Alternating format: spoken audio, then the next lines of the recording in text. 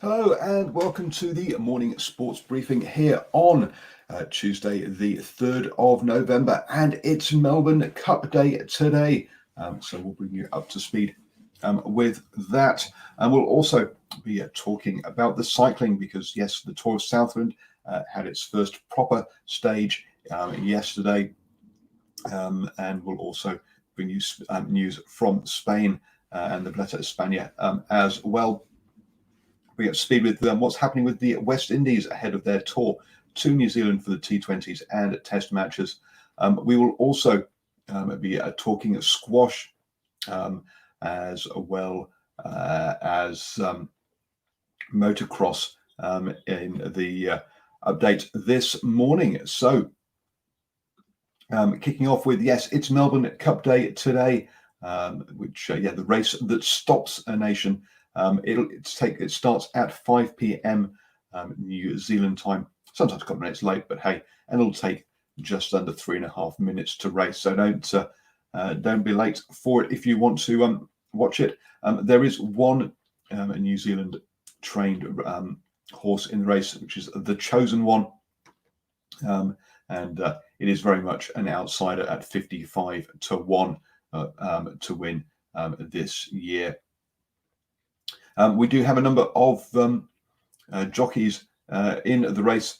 Daniel Stackhouse will be on at the Chosen One. We also have James McDonald on Finch, Michael Walker on a Dashing Willabong, and Michael D on Persian. And the favourite for the race currently is Anton van Dyck with Tiger Moth and Cox Plate, the two close after it. So we'll bring you up to date with how the Melbourne Cup goes tomorrow on the morning sports briefing, because this is your best way to start the day up to speed with all of the important sports news. And in the cycling then, and yes, it was stage one of the SBS Bank Tour of Southland.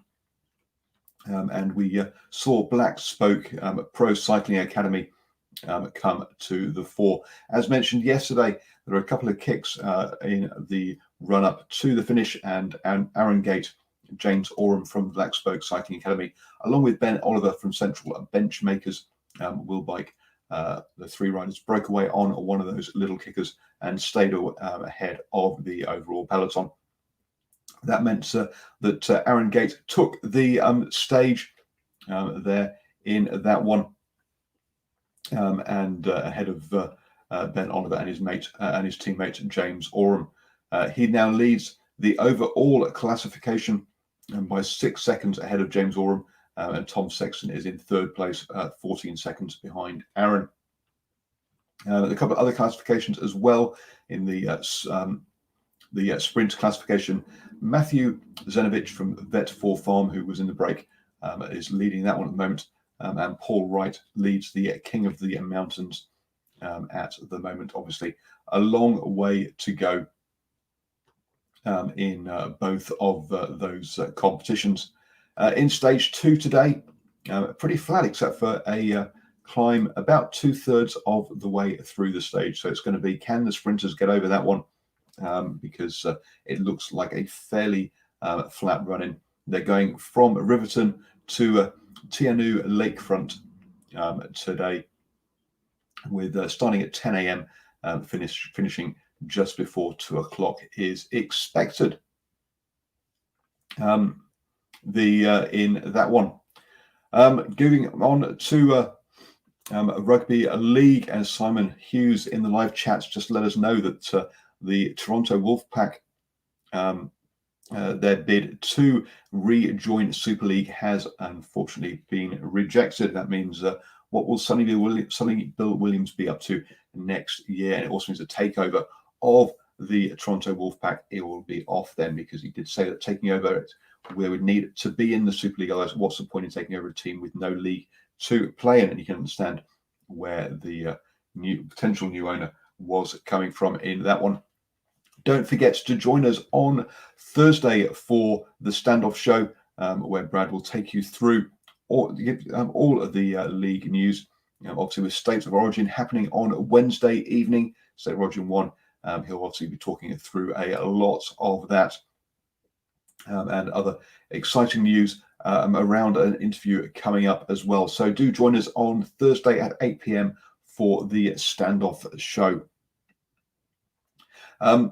Moving on then into further other cycling news. It was rest day at the Valletta España yesterday, so no update on that one. But they do have the individual time trial will be taking place today or tonight, which is the main decider expected to decide the race. With the last week having whilst there are some difficult stages, there's nothing there that it would take a surprise really for the leader to lose the lead after that. But it'll depend obviously how big the time gaps are. The Madrid Challenge by La Valletta, which is the women's race, has been expanded to a third day today. So third day for this year. It has been a couple of been two days previously for the last couple of years, and now it's extended to 3. They'll start off with a hilly road race on the 6th of November, an individual time trial on the 7th of November, with a closing circuit stage race in Madrid on the 8th of November. So 3 very different stages there, which will keep all of the women's peloton interested. And that is the final race of the World Tour for the women. So let's hope that all goes well over there. Been some issues in both the men's and the women's peloton around sponsors, obviously in these COVID times, so unfortunately one team did have to collapse recently, and NTT for the men's tour looks like they are going to have to finish at the end of this year through a lack of sponsors. Moving over then to the cricket, and the West Indies are due to play 3 T20s and 2 Test matches over here in New Zealand. The first of which takes place on the 27th of November in Auckland. On the 29th of November, they'll then be over in Mount Maunganui before on the 30th of November, doing a second game in Mount Maunganui, which will be a day-night T20. The 2 Test matches, the first one will be in Hamilton from the 3rd to the 7th of December, followed up by a second test in Wellington from the 11th to the 15th of December. And the squad has arrived in New Zealand and gone into its 14-day isolation period, except for the players that are still over in the Middle East playing in the IPL. Players such as Kieran Pollard, Nicholas Pooran, and Shimon Hetmeyer are all over there involved. They will join the squad, but it does mean that they will come out of isolation on the morning of the 27th. So they won't have time to practice with the team ahead of the T20. However, we have seen players arriving late from the IPL for West Indies tours before. So let's see how that one all pans out. Over in the world of motocross, and we have a world champion. Courtney Duncan has won. She had to do it tough though in the penultimate race. She crashed but managed to come back and win the race to make it her 5th win of the campaign. That gave her a 5-point lead going into the final round, where she finished 3rd, finished overall a level on points with Nancy van der Ven, but on count back on the most number of races won, Courtney Duncan became the overall champion. So congratulations to Courtney on her motocross world championship title there. She'll now be returning to New Zealand as her or returning home now that her season is all over. And the number of motorsport champions we have at the moment is fantastic. Obviously, with Scott McLaughlin and Scott Dixon also champions in their categories in the cars as well. In the squash then, and over in the Qatar Open, Paul Cole, the world number 5, has won his opening game He beat Baptiste Mazzotti 11-7, 11-5, 11-8 in just under 40 minutes to go through to the third round, where he will be meeting another French player. And if I could, Gregory Marche, and that'll happen on Thursday morning in New Zealand time. So obviously keep it here on New Zealand Sports Radio, and we'll keep you up to date with how Paul Cole is going at the Qatar Open. Last weekend, we also had the Squash Nationals titles, and we had two new winners in that, and with Paul Cole being overseas, and I've just gone blank as to our leading women's player's name. That meant that opportunities for other people. The top seed in the men's one, Evan Williams, beat the second seed, Lambert Chelsea, 12-10, 16-18, 11-4, 11-13, 11-8. So a marathon game between those two, and congratulations to Evan Williams on the win there.